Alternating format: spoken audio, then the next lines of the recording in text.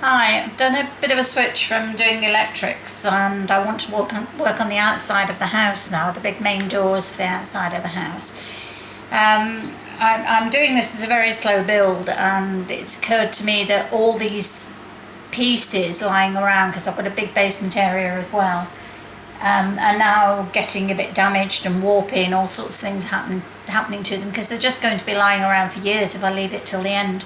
So I actually want to get the outside of the house finished and the doors hung.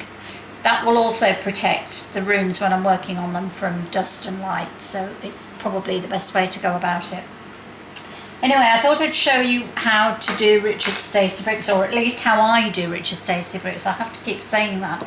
This isn't a professional guide to dollhousing. This is following my build, and hopefully there might be some pointers for you, or as I keep saying and actually mean, because it happens for me, you might see things that you think, well, I really don't want to do that, and it saves you having to find out the hard way that that's not the way you want to go. So Richard Stacey bricks come like this. He does a million different kinds of bricks and slabs and tiles and all sorts in real materials and in this, which is absolutely, I think, brilliant. It's a cardboard which is actually covered in brick dust. You can get them in all different kinds of colours, and even these have two sides to them. You'll see there's a light side and a dark side, but they need really to be sort of mixed and variable.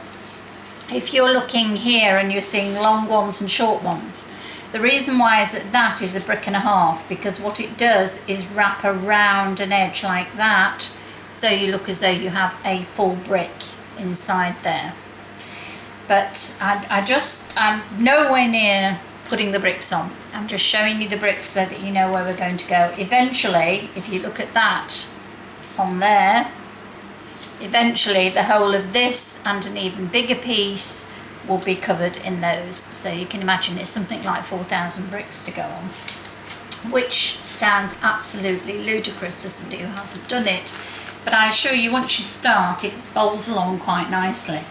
I find that what I do is I get just a handful out at a time, and then I'm not outfaced by it. And then if I've done an hour or so a day putting bricks on, in no time at all it's all finished, and it gives you a lovely finish. If you want to see what they look like, go and have a look at my blogs, because I've used them on every building I've ever done, so they all look absolutely superb thanks to Mr. Stacey.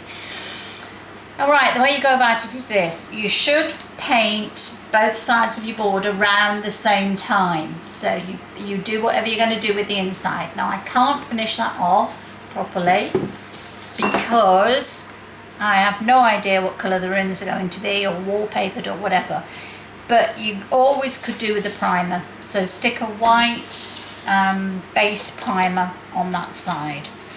When that's dry enough, don't wait for it to be bone dry, it's not necessary because it's an unfinished surface anyway. Flip it over and do the other side. You should, as I said, really paint both sides round about the same time, because once that side is wet, it's starting to pull your wood like that into a curve, because this side is dry, so it's actually pulling away and it will warp. And this actually is slightly warped. There's a bit of a spring in the middle. I don't think it's going to be enough to matter, but there is a bit of a spring in the middle because I only painted that side and didn't paint this side at the same time. It's one of the rules of finishing wood. If you're going to varnish or paint or whatever, it's always advisable to do both sides of your wood and pretty much at the same time. Okay, so that said, I've now got this. Now this is a really pretty good mortar colour, because your bricks are going to have a little space between them, and you're going to see a mortar line, and this is not bad as a mortar colour, especially on a brand new build house. If you were going to do a brand new build house, this is actually pretty good. The downside is that if you're doing a very old house, and this is Georgian, they did mortars in different ways. Georgians were very well known for doing a kind of a joined up brick, a seamless brick. They used to mix brick dust in with the mortar and butt the bricks as closely up as they could, and it was to get the effect of really pretty much no mortar.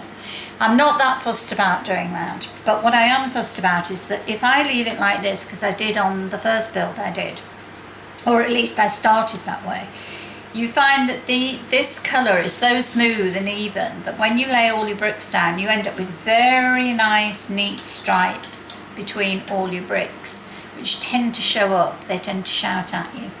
If you go and look at the mortar on your own house or any other brick wall that you can find, you'll see that the mortar is actually lots of different colours, generally very mucky, greys and browns and greens and all sorts, where it's gone algae in one place and dirt in another and a different mix by the builder in another. So the best way to do this is this. You collect up every single scrotty paint that you've got that you don't need anymore, preferably in dirty colours, but it doesn't honestly matter. It's surprising. You can mix quite bright colours, and when you mix enough of them together, they turn out to be mud. So I'm not saying you need anything like that amount of colours. I'm just saying that those are the ones I've just taken out of my drawer that I know I'm not going to want again. There's colours like Brussels sprouts. How often do you use that? Grassy cliff, painted ash, all kinds of things going on here. Olive green, there's a bit of brown left in there.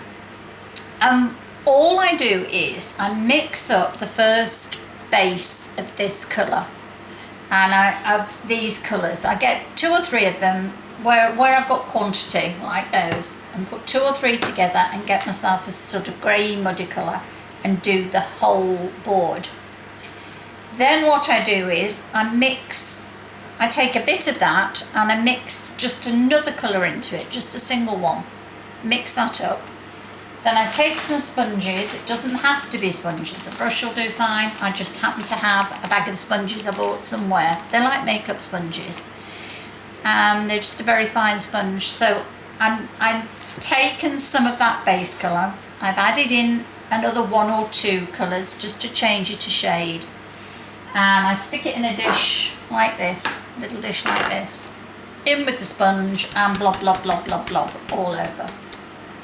I then take the same paint again and add 1 or 2 drops of something else in it, and over we go again. And I do that until I'm happy that I've got 3 or 4, if you like, layers, different colours going on, so that when the bricks go over, you haven't got this single solid colour. I'll come back and show you that when I've done it, because it's a very slow process. So this is just showing you how I get to that point. So I'll come back to you and show you when that's been done, or when I'm finishing doing that, and hopefully